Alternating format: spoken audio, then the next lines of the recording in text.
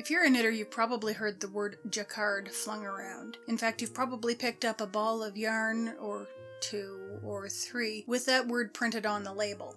Back in my second sock video, I mentioned my dislike for faux Jacquard and indicated it was a rant-worthy topic. But what exactly is Jacquard?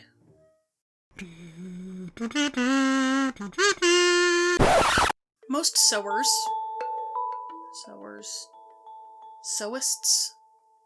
seamsters will come across Jacquard in the form of brocade or damask. If you've ever made a bodice or an external modern corset, the kind that you wear over top of your clothes, chances are pretty good you've worked with one of these fabrics.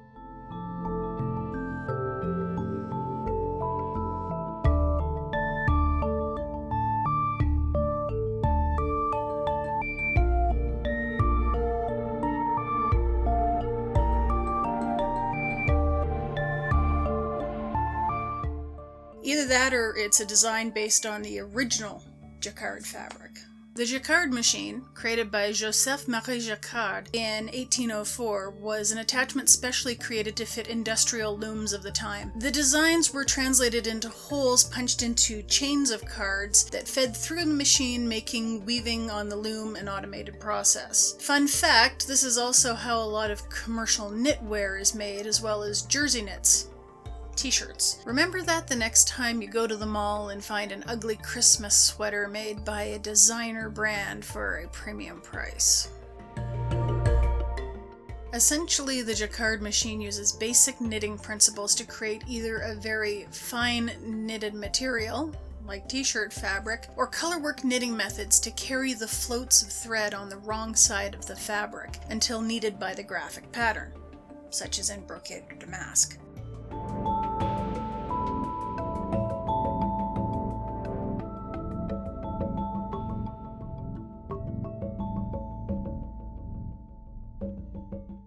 The Wikipedia page on the Jacquard machine is really interesting, detailing how the device evolved over time. Probably the most interesting piece of information is that it's the fabled punch card machine that inspired the development of early punch card computer programming.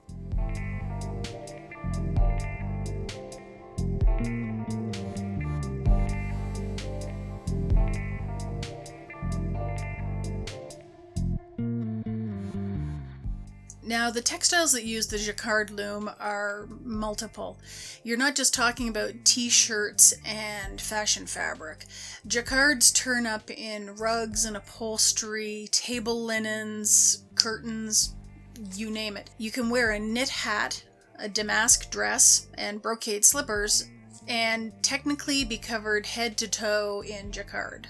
Strangely enough, a Google search for Jacquard hat turns up a picture of a knitted colorwork toque.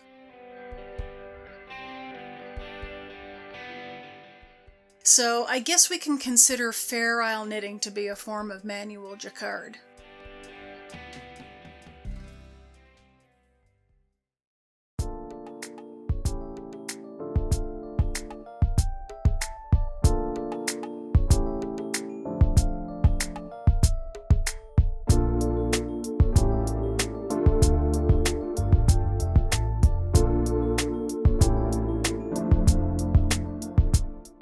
So what is Jacquard as it pertains to these ball bands that knitters have been seeing? Well, it's flecks of dye. And that's pretty much it. The yarn designer or manufacturer chooses 2 or 3 colors for their self-striping yarn and decides for whatever reason to just put dye spots on one of the plain stripes. There doesn't seem to be any kind of rhyme or reason to it. Sometimes the dots fall in lines, sometimes they form a diagonal, and sometimes it's just random.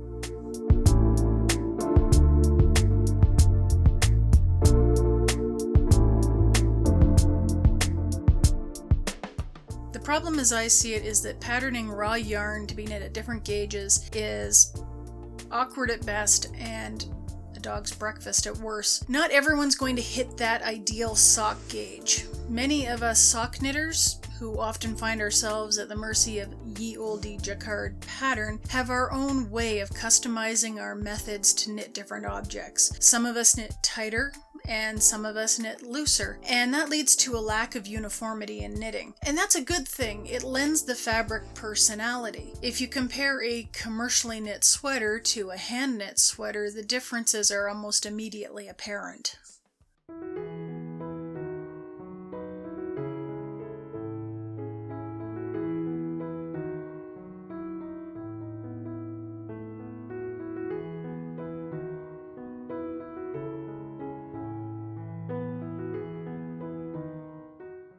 Now, this may or may not be the case, but for me, seeing the word Jacquard on the ball band tells me that a yarn company cheaped out, left a plain stripe section, and used the dye from one of the other sections to create dots. No real pattern. I'd rather they just use the words dotted or flecked, because the word Jacquard itself invokes a sense of precision that, to me, I'm not getting out of this yarn. I'm looking at you, Croy.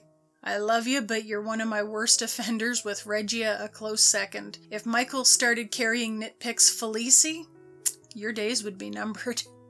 When it comes to socks, knitters will do what they can to get nice, bright, solid stripes. There's a charm in hand paints, but any knitter will tell you that they're an abstract study in chaos with all their flashing and pooling.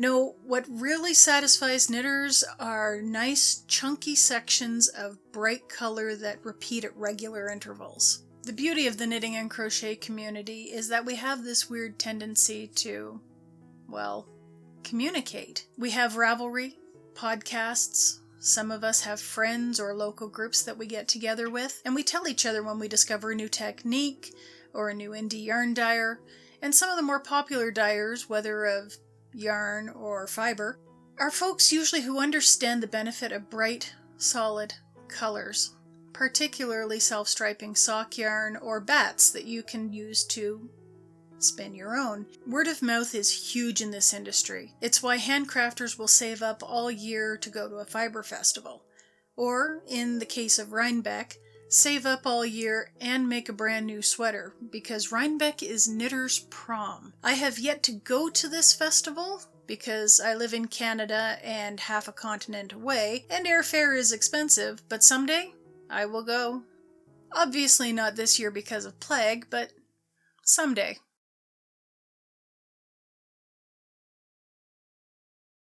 But back on topic. Jacquard yarn is very rarely actually Jacquard. In fact, the closest thing I have found to real faux Jacquard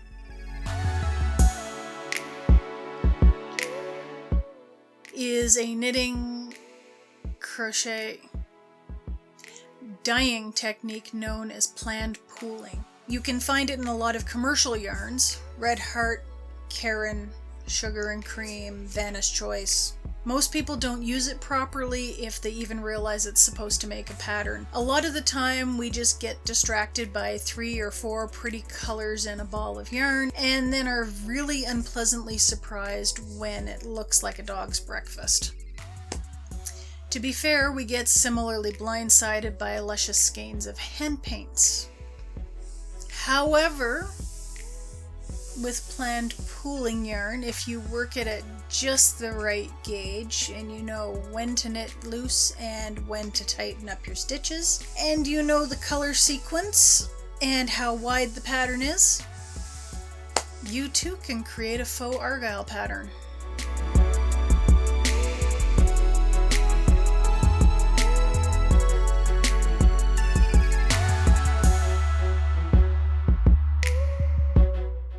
I'm being sarcastic, but conceptually the theory is intriguing. Not everyone is great at stranded knitting, which is how argyle is created, so a yarn that produces a facsimile of that process is pretty neat. When it comes to true jacquard, knitters are kinda stuck doing it old school. Colorwork techniques such as fair isle, intarsia, and slip stitch mosaic lend more precise patterns that probably come closer to actual jacquard design.